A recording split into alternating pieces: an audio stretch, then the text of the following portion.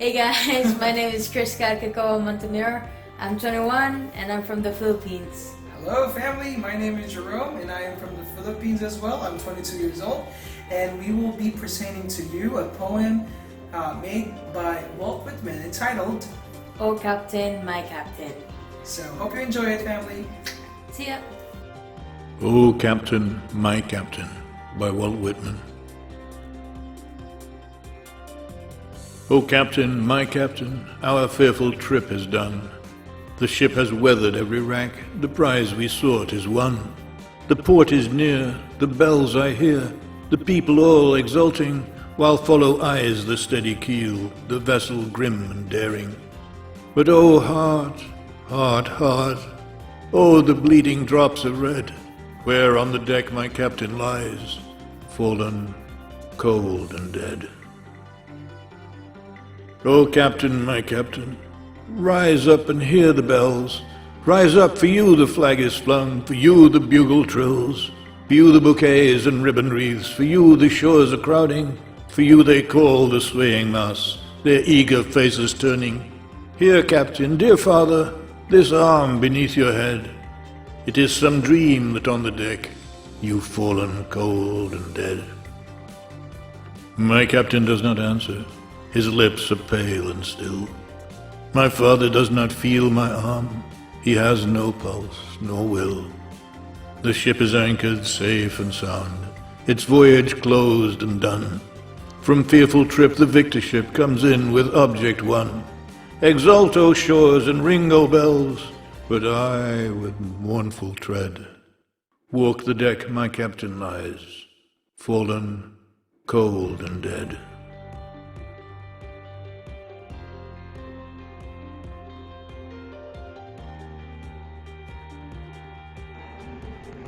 Meet our author.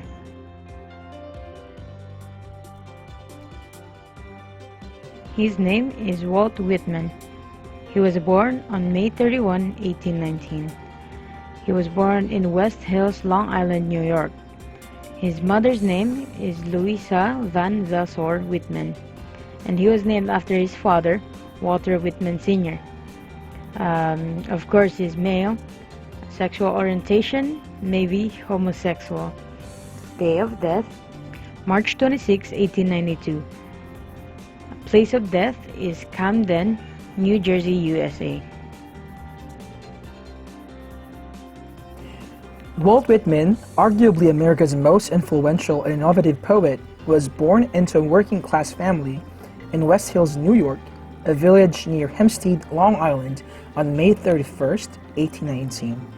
Just 30 years after George Washington was inaugurated as the first president of the newly formed United States. Walt Whitman was named after his father, a carpenter and farmer who was 34 years old when Whitman was born. Walter Whitman Sr. had been born just after the end of the American Revolution. Always a liberal thinker, he knew and admired Thomas Paine. Trained as a carpenter, but struggling to find work, he had taken up farming by the time Walt was born. But when Walt was just about to turn 4, Walter Sr. moved the family to the growing city of Brooklyn, across from New York City or Manhattan, as Whitman would come to call it in his celebratory writings about a city that was just emerging as the nation's major urban center. One of Walt's favorite stories about his childhood concerned the time General Lafayette visited New York, and selecting the 6-year-old Walt from the crowd, lifted him up and carried him. Whitman later came to view this event as a kind of laying on of hands, the French hero of the American Revolution anointing the future poet of democracy in the energetic city of immigrants where the new nation was being invented day by day.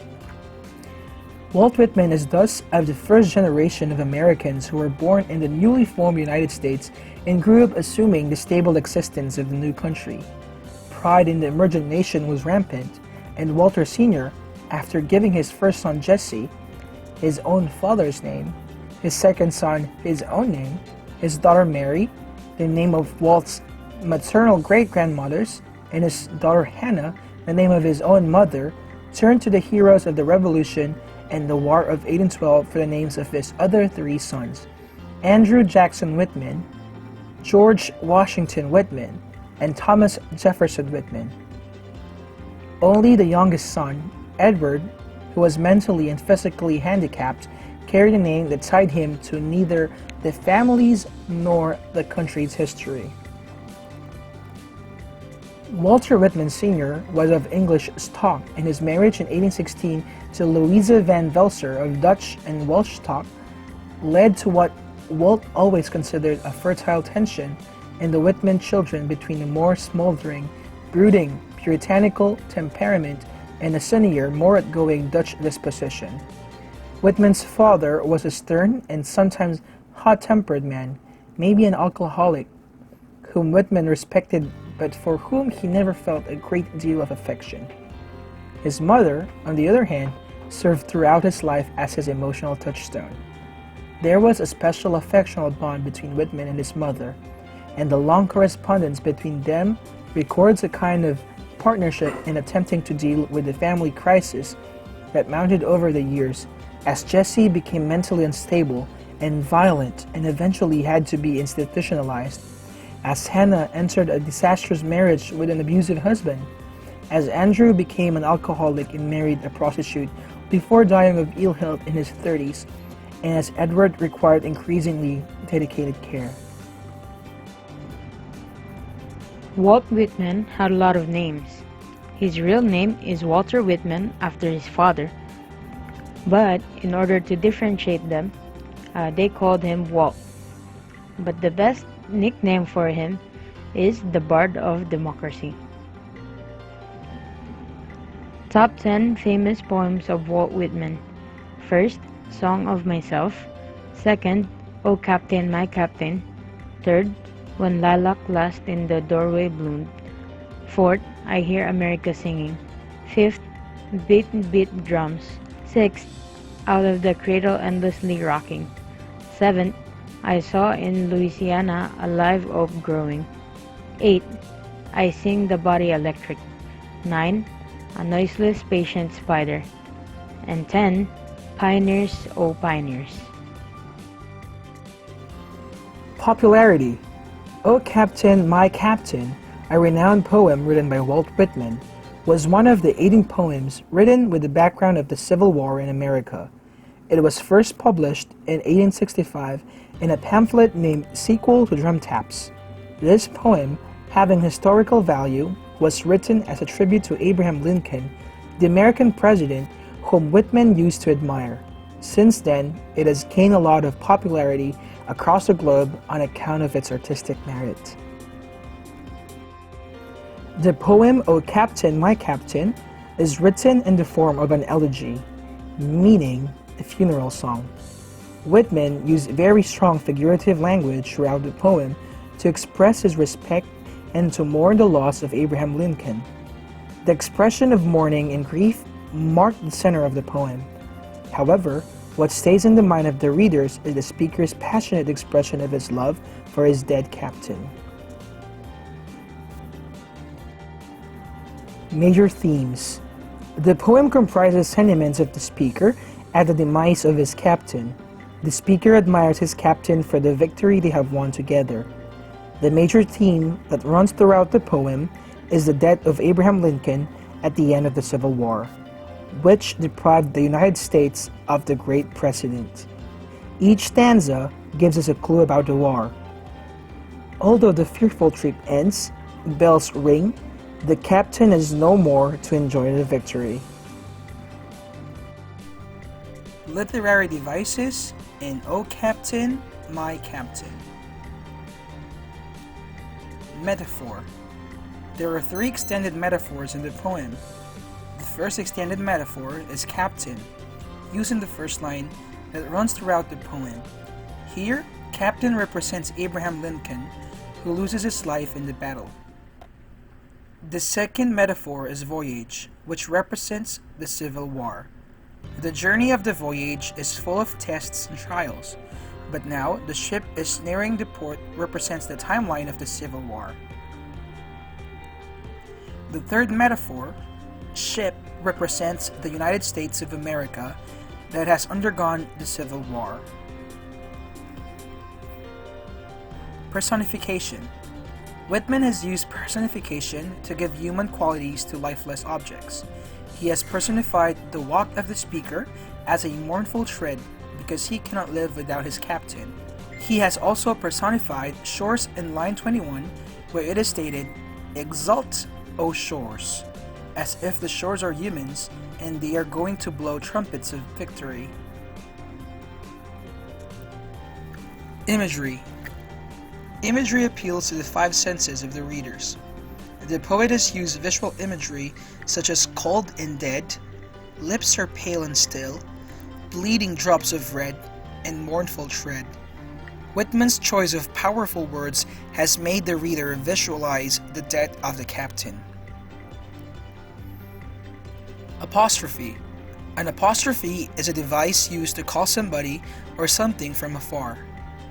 Here, the poet has used an apostrophe to call his dead captain. The phrase, "Oh captain, my captain," expresses love and attachment of the speaker with his captain. Alliteration. Alliteration is the repetition of the same consonant sounds in the same lines of the poetry, such as the use of f or f in flag is flung, and the sound of s or s in safe and sound. Consonants. Consonants is the repetition of consonant sounds such as g or g sound in flug is flung. Assonance. An assonance is a repetition of the vowel sounds in the same line, such as the sounds of I or I in ship and trip.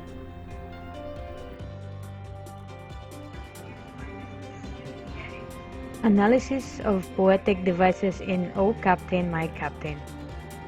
Although most of the poetic devices share the same qualities with literary devices, there are some which can only be used in the poetry. The analysis of some of the poetic devices are: stanza. A stanza is a poetic form of some lines. In this poem, there are 3 stanzas with each stanza having 8 verses. Double quatrain. Quatrain refers to 4-line stanza, whereas double quatrain refers to 8-line stanza. There are 8 lines in each stanza in this poem, but the first 4 and last 4 lines are embedded together with different meters. Heroic couplet. Walt Whitman has written this poem in the form of the heroic couplet, but he was broken the last 2 stanzas into 4 lines each, using the conventional meter and end rhyme.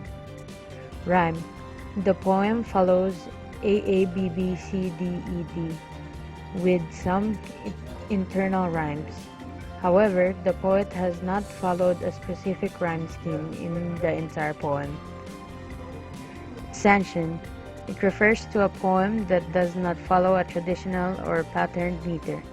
Although the meter is mainly iambic, there are many inconsistencies, hence it is a scansion in structure. Refrain. The lines repeated at some distance in the poems are called refrain. In O Captain, My Captain, and Falling Cold and Dead, used in the first and last stanza, is a refrain that has built a sort of tension in the poem. Repetition. There's a repetition of phrases fallen, cold, and dead, and O Captain, My Captain, which have created the required musical quality in the poem. These structural devices, or poetic devices, have enhanced the meanings in a way that the pain and sorrow of passionate intensity have not lost their impact on the readers. Hey guys, hope you enjoyed our presentation. Okay, if you liked it, don't forget to click the like button and subscribe. Mahalo family! Keep safe! Bye bye.